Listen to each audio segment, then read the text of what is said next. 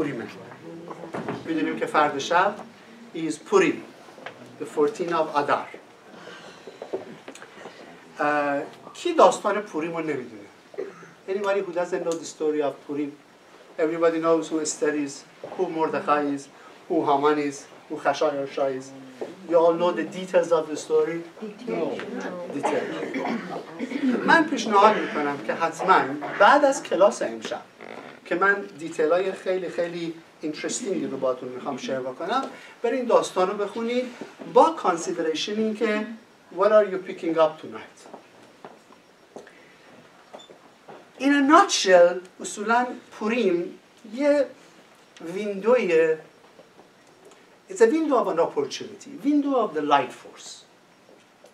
یه ویندویی که باز میشه که کمک بکنه به each individual soul in the world. یعنی انرژی که فردا شب منیفست میشه توی دنیا، نوری که منیفست میشه توی دنیا میاد وارد میشه to every soul of the human being on earth. On earth. Every soul of human being on earth. و این نوره چیه؟ نوریه که ریموو میکنه دارکنس رو از کانشسنس ما. نوریه که ریموو میکنه داوت و شک رو از روی کانشسنس ما. میگن نوریه که ریموو میکنه اگزایل رو، گالوت بودن. یعنی چی اگزایل؟ ما میدونیم که there has been exiles, period of exiles throughout the history of بنی اسرائیل. الان هم توی اگزایل هست. اگزایل یعنی گالوت، یعنی تاریکی، یعنی خفگی، یعنی ندیدن، یعنی تشخیص ندادن. وقتی که من نمیتونم یه چیز رو تشخیص بدم، وقتی که من چیز رو نمیبینم، وقتی که یه چیزی کانشسنس منو کاور کرده and I cannot see beyond it. نمیتونم ببینم پشتش چیه. نمیتونم یک مسئله رو برای خودم حل کنم.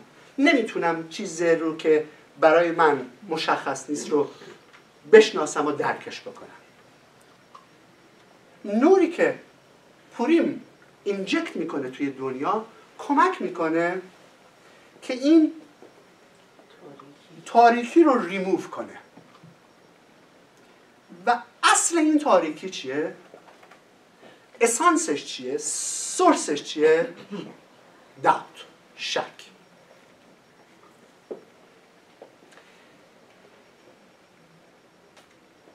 حضرت موسی موشه ربینو تقریباً رافلی 2300 سال بعد از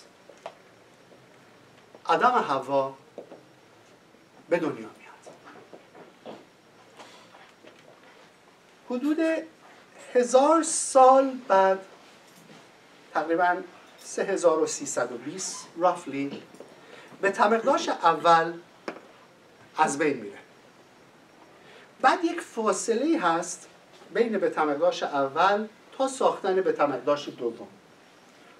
It's about 70 years. 70 سال.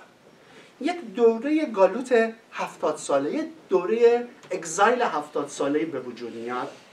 پوریم is right at the end of the 70 years after the destruction of the first temple. یعنی سال 3392 درست 7 years after the destruction of the first temple این اتفاق میفته. و چی رو ریموو میکنه؟ ریموو میکنه اتفاقی که در پوریم افتاد، گالوتی که به وجود اومده بود یا اون تاریکی که به وجود اومده بود، دارکنسی که به وجود اومده بود بعد از دیستراکشن به تمقداش اول. این داستان، این اتفاق کجا پیش میاد؟ تو ایران خودمون. تو ایران خودمون. یک کانسپت خیلی امیزینگی رو میخوام امشب باهاتون شیر کنم. یکم سخته، ولی اگر درکش بکنیم خیلی چیزا واسمون روشن میشه. ما میدونیم که آدم و حوا اول they were one soul. اول it was one soul. بعد خدا میگه خدا آدم رو به وجود آورد. بعد حوا رو چجوری به وجود آورد؟ از آدم. اگه دقت کرده باشید، تورا رو خونده باشید، میگه خدا آدم رو خواب کرد و از ریبزش حوا رو به وجود آورد. right؟ چرا خوابش کرد؟ که درد نکشه. make sense, right؟ ما هر وقت میخوایم یه سرجری بکنیم و میخوایم یه چیز رو اسپلیت بکنیم، یه مقدار یه چیز رو درست بکنیم، چه کار میکنیم؟ مریض رو بیهوشش میکنن. they knock him out so he doesn't feel anything. در زبان آرامیک هم بهش میگن دورمیتا. the concept of دورمیتا، کانسپتی که خواب میبینیم. اگه یادتون باشه راجع به بیگ بنگ که صحبت کردیم در عرض 2-3 هفته گذشته، گفتیم قبل از بیگ بنگ توی دنیای انصاف وقتی که خدا اومد وسل رو پر از نور کرد، یعنی ما رو پر از نور کرد، رابطه ما با خدا چی بود؟ یه کانسپتی که بهش میگن we were face to face، پانیم تو پانیم. شنیدین میگن موشه با خدا پانیم تو پانیم صحبت میکرد، face to face صحبت میکرد. رابطه ما با نور بود face to face. بعد بیگ بنگ اتفاق افتاد، این دنیای ایلوژنری فیزیکالی به وجود اومد. بعد رابطه وسل با نور یا رابطه ما با خدا تبدیل شد به بک تو بک.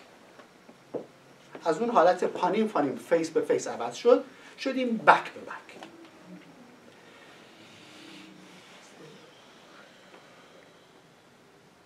کانکشن دیگه wasn't quite clear بعد از بیگ بنگ. الان ما توی دنیای فیزیکی هستیم که همه چیز رو تشخیص نمیدیم. We go through challenges. We don't understand the challenges. اتفاقایی پیش میاد که درکش نمی‌کنیم. سخته برامون بفهمیم. چرا؟ به خاطری که we're not face to face with the light force. We are back to back with the light. اگر دقت کرده باشید روی تن سفیرات گفتیم 10 تا سفیرا داریم، کتر خخماپینا.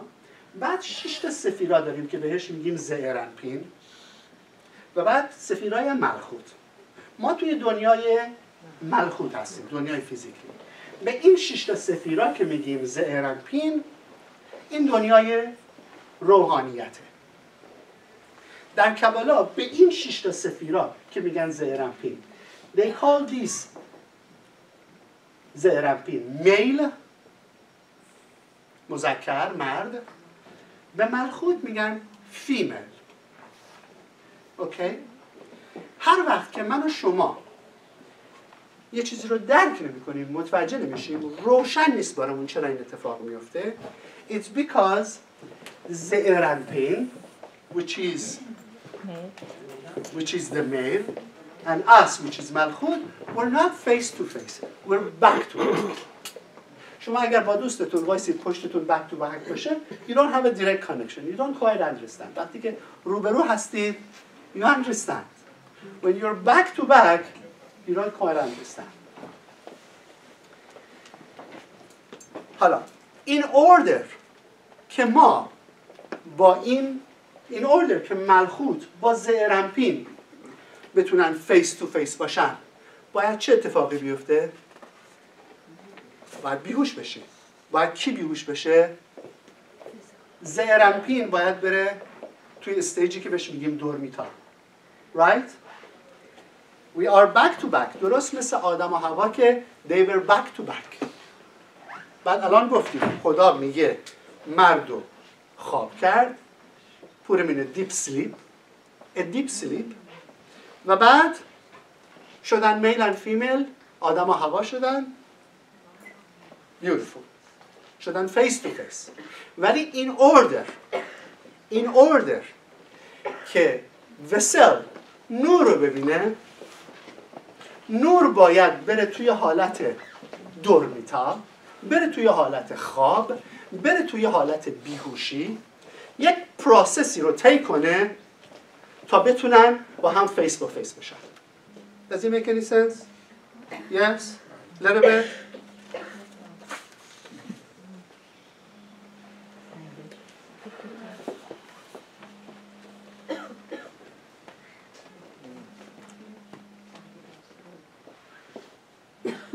وقتی که من و شما یه سوالی داریم که نمیدونیم، وقتی که من از خدا یه چیزی میخوام، وقتی که من یه دیزایری دارم، من چیم؟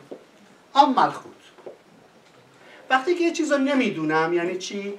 یعنی زهرمپین the light force back to back با من، نمیبینم، پشتش به منه، تشخیص نمیدم. یه اتفاقی میفته، تشخیصش نمیدم. That means that I'm not face to face with the light force, right? We're clear with this?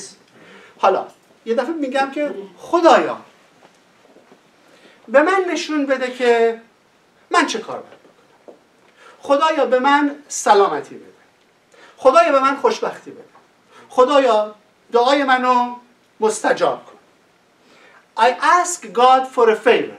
I ask God to show his face to me. خدایا نشونم بده. خدایا بهم کمک کن. When I need help. باید چه اتفاقی بیفته؟ باید با خدا با نور بشم face to face. Right? یک پروسسی به وجود میاد. پروسس چیه؟ زهرمپیمه باید اول بیهوش بشه.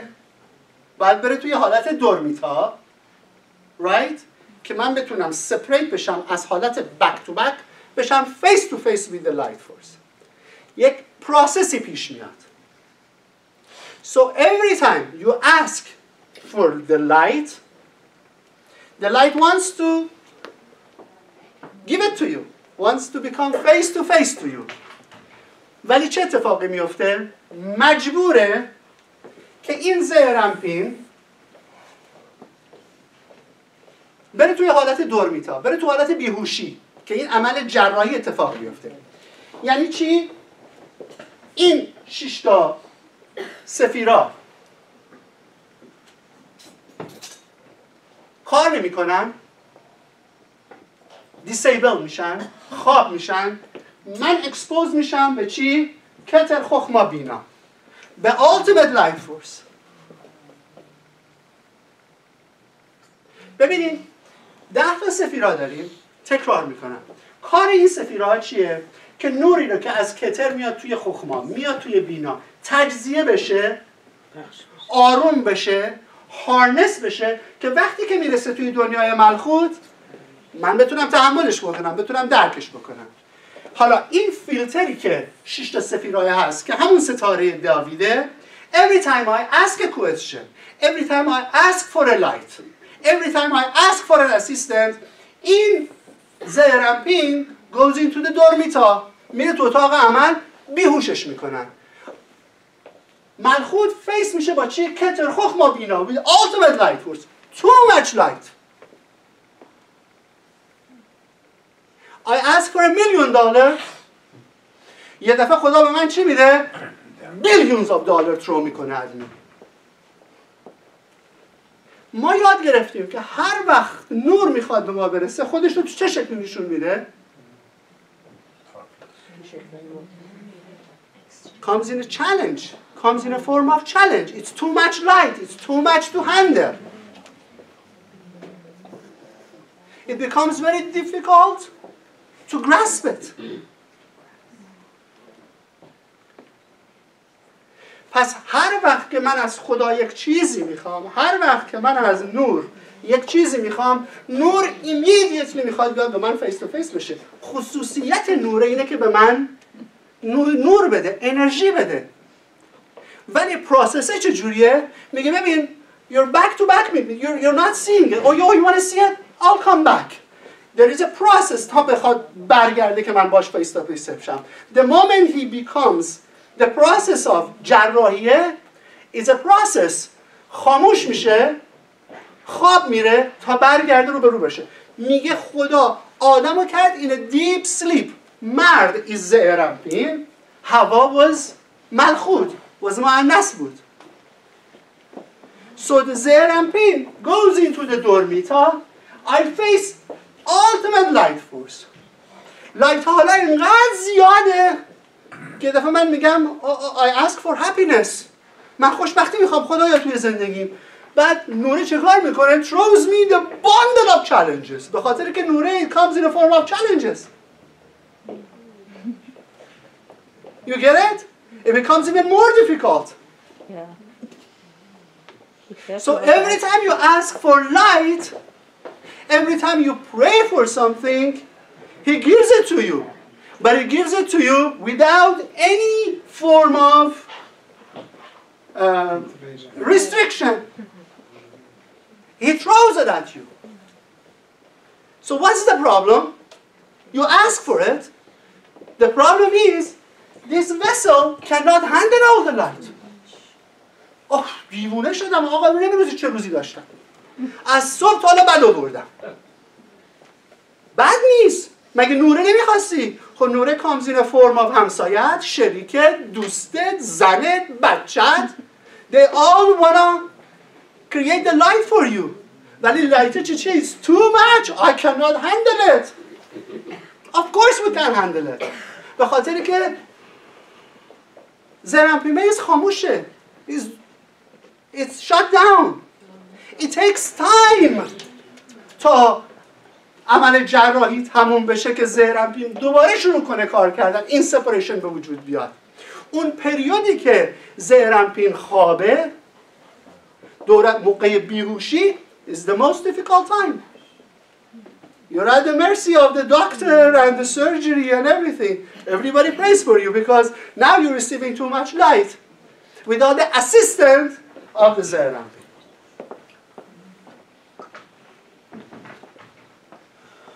ما چی میگیم وقتی میگیم یه چیز اتفاقی پیش میاد؟ What did we learn? Hold on! Restriction! یه اتفاقی پیش میاد, right? We learned about restriction last week. گفتیم وقتی یه چیزی پیش میاد, you don't know?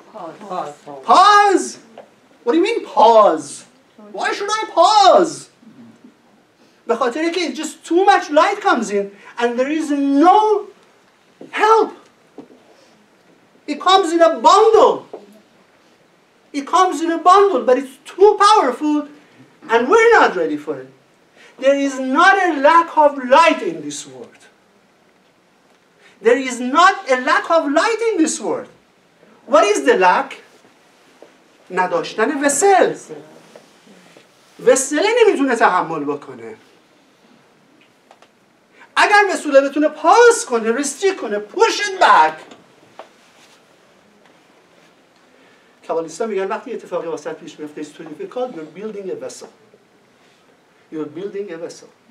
وقتی که مشکلی پیش میاد، یه چالنجی پیش میاد که it's too much for you, what is it really happening? You're building a vessel. میگن یارو پوستش کلوف شده دیگه, right? یه پوستش کلوف شده. I've been there, I've done it, I've seen it. انقدر من رفتم بالا و پایین اومدم که دیگه از بالا رفتن پایین اومدن وال استریت من نمیترسم. Right? Build a vessel. یه بچه وسلش کمتره. یه مرد 50 ساله، 60 ساله، 70 ساله میگن این دیگه تجربه داره. What is this تجربه? He built a vessel, he can handle it.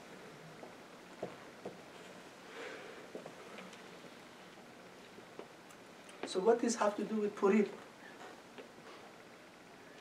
What does it have to do with Purim? What is Mordechai? Who's Esther?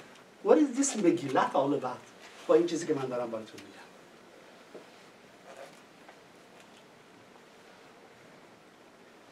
وقتی که وسله نمیتونه تحمل بکنه، نور نمیتونه تحمل بکنه، یه اسمی براش داریم. doubt. میگه بابا من $1,000,000 خواستم. You're giving me $10 million? I wanted light. What is this? It doesn't look like light. It's a challenge. شک پیدا میکنم که is it light? این بابا خون من امروز ریخته. is it light? اینا حال منو گرفتن. is it light? من این اتفاق خیلی بده برام افتاده. is this light? The doubt kicks in. The doubt kicks in. پس اگر من بتونم doubt رو removeش بکنم then I see the light. What caused me not to see the light? What is the source? چیزی که باعث میشه من نور نبینم چیه؟ شک کنم. این چطور میتونه من حرفی آقای همسایه بداخلاق ما داریم، شانس ما افتادی با همسایه بداخلاق لایت.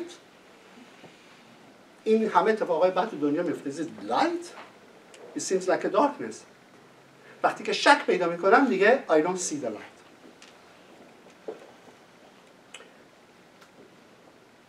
تو این داستان پوریم چند تا شخصیت خیلی جالب داریم. یه شخصیت داریم مردخای. یه شخصیت داریم استر. یکی داریم هامان. داریم خشایارشا کینگ. یه ملخی داریم. بعد این وسط به نظر میاد که خدام اصلاً اینوالو نیست. مگیلت رو که ما میخونیم، کتاب استر رو که ما میخونیم، مگیلت استر، there seems to be no mention of the name of God. وقتی این بابا کجاش این بود، خدا کجای کار؟ Where is God in these things?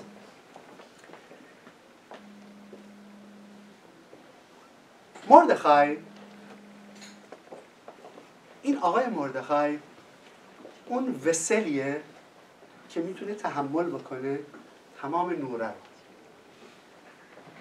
مردخای represents a vessel که هر وقت که زئرانپین خوابه دوره موقع عمل، وقتی که من هیچ سپورت سیستمی ندارم، مردخای is a vessel that can handle all the light. It's a perfect vessel.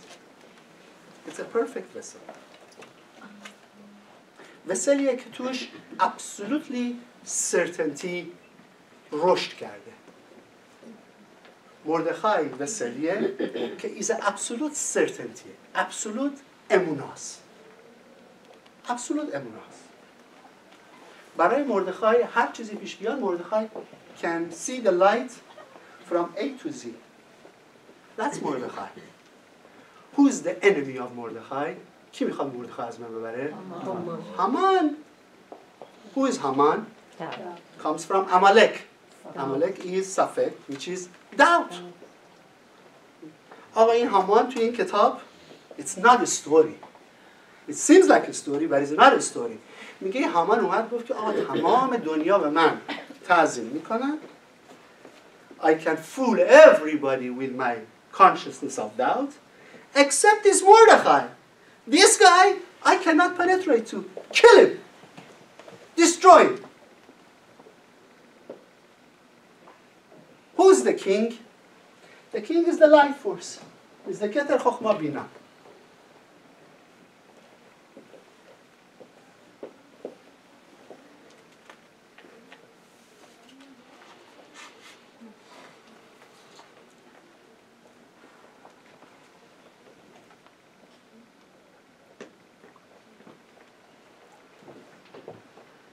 Who's Esther?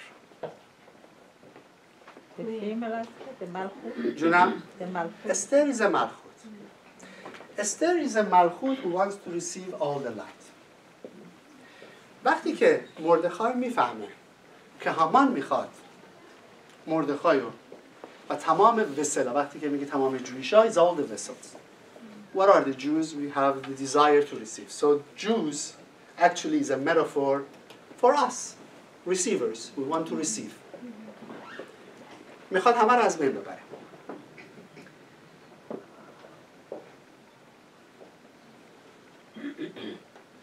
استر از یک جای داستان وقتی که دقت کرده باشید میگه که مردخای میگه که به استر برو به شاه بگو، به کینگ بگو که این هامان توطئه کرده، میخواد همه رو از بین ببره.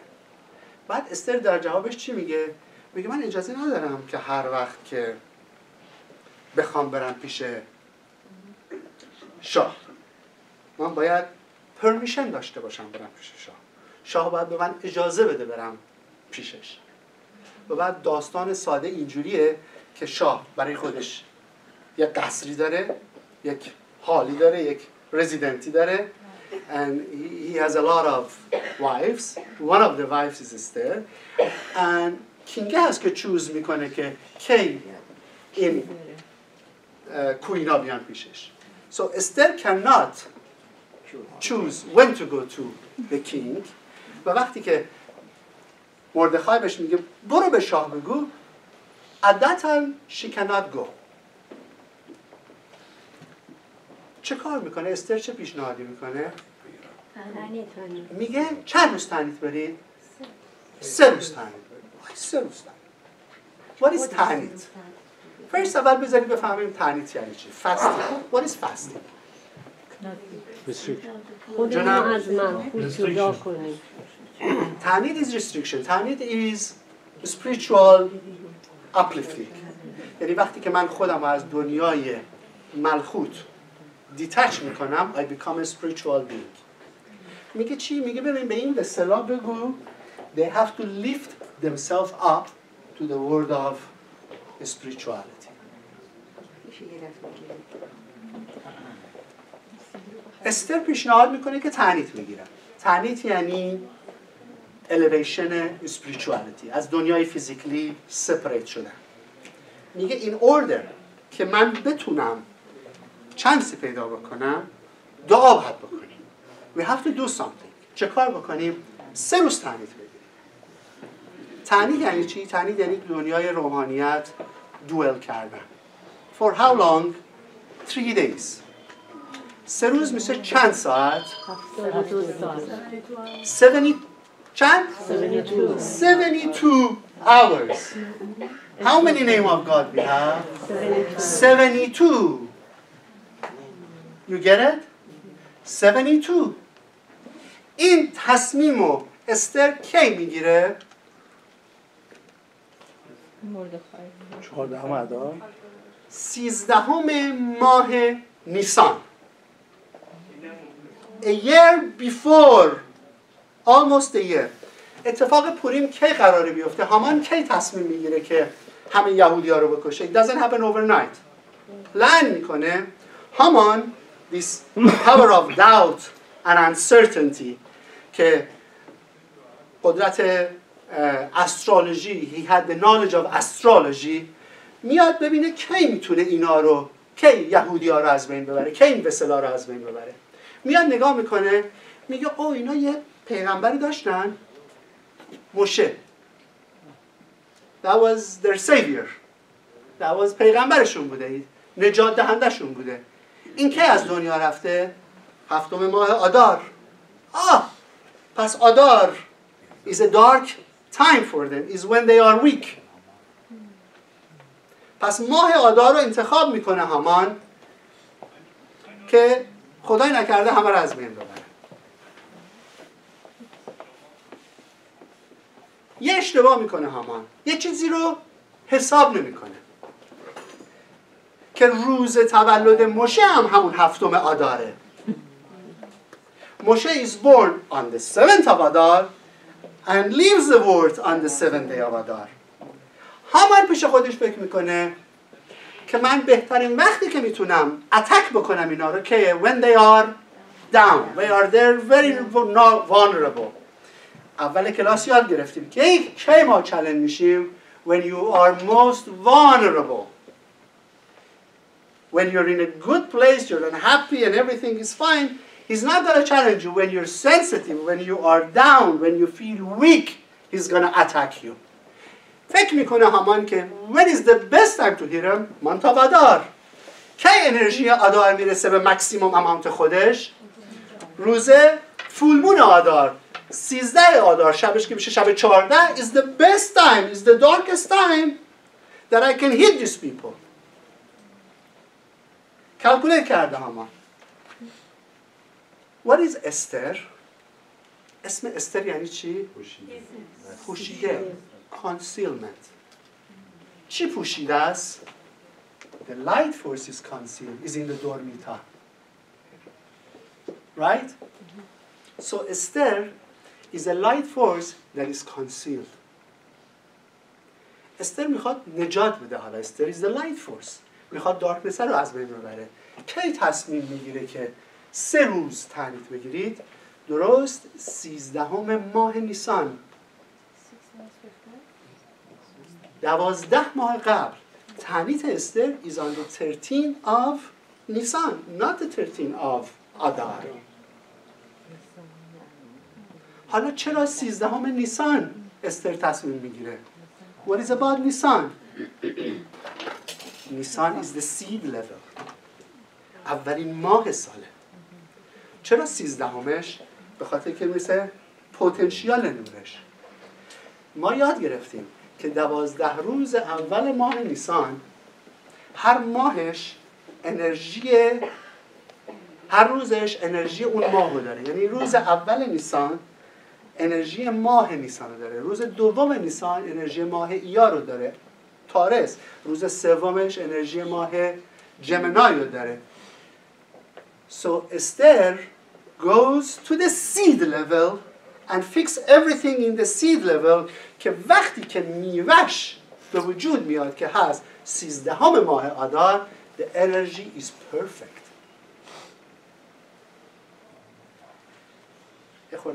I know it's a little bit mechanical.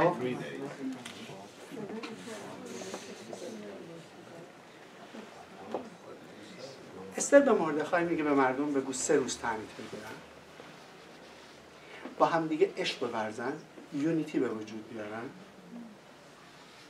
گیفت به هم بدن، صدقا به هم بدن، کانکت بکنن تو the 72 names، خودشون رو لیفت بکنن که باوند نشن به تاریکی ماه آدار، کانکت بکنن خودشون رو به نور ماه آدار. و وقتی که این کارو میکنن چی میشه؟ شاهی که میگه شاه خواب بود. بخونید مگیلت استر رو با دیتیل. میگه وقتی که استر میخواد بره پیش شاه در قصر خودش خوابیده، هیچ کی رو پذیرا نیست. یعنی چی؟ عمل سرجری در اتفاق میفته. The زهرمپینگ is sleeping. The زهرمپینگ is sleeping. استر میگه بابا وسط عمل جراحی I cannot wake him up. The surgery is happening. We're supposed to be face to face. On the 13th day of the month of Adar یه دفعه آقای خشایارشاه شاهنشاه بیدار میشه. He receives the Esther. They become face to face. و حالا اینجا وسیله چیه؟ وسیله دیگه is not bound by the physical world. It's connected to the spiritual world. اون یونیتی که به وجود میاد، تعنیتی که گرفتن، لیفت میشن از دنیای فیزیکال. They're not attaching to the darkness. They're connecting to the light force. در زحر یاد میگیریم که خدا روز 13 آدار که میشه فرشته گبریل رو میفرسته، میره شاهو بیدار میکنه، میگه surgery is done. No more دوای بیهوشی. Wake him up. It's time. چه نوری رو ما دریافت میکنیم؟ نور مردخای. کی مگیلت استر رو بنویسه؟ مردخای. مردخای represents what? Certainty. Ultimate نور certainty رو که ما در طول سال دریافت میکنیم این 13 ماه آداره.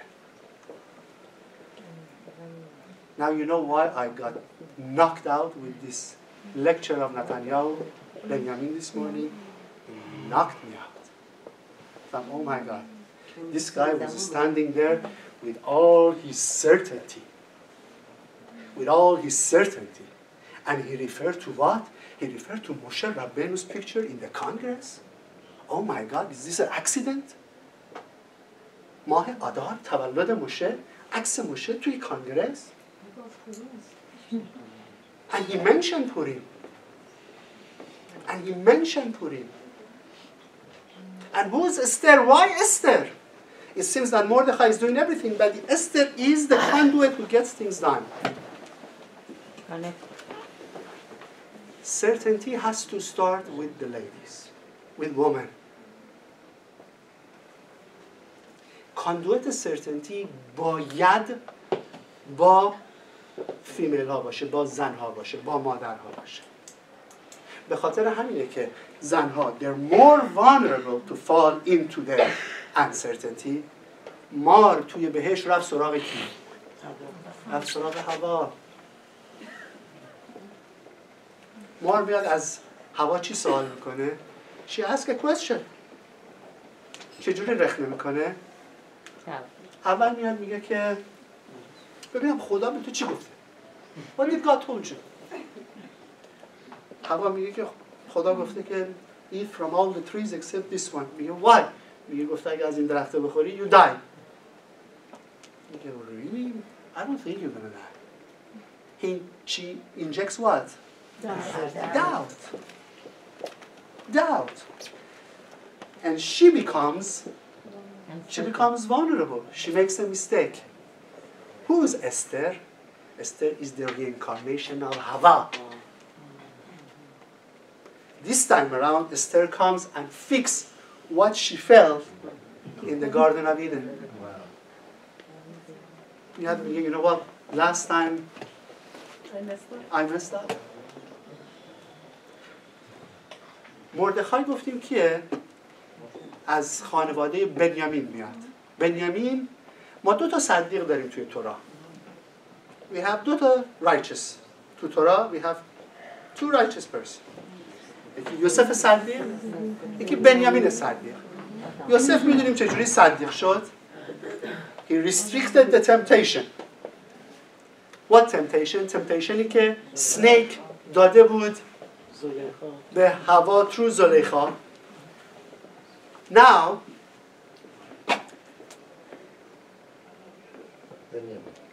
Benjamin, what does Benjamin do? وقتی که یعقوب با بچه هاش داره میاد که برادرش عیسو رو ببینه که عیسو is the seed level of Amalek. وقتی که میاد یعقوب 11 تا بچه داره، هنوز بنیامین به دنیا نیامده. بنیامین توی شکم راخله. راخل is pregnant with بنیامین، سوار اسبشه. یعقوب میاد با 11 تا بچهش they bent in front of Esau. تعظیم میکنن به Esau which is Haman which is uncertainty. کی از اسب پایین نمیاد؟ راخل از اسب نمیاد. هیچ وقت بنیامین بنت نمیکنه به اساف که تو شکم مادرش بوده. She never comes off the horse to go and bend over Esau.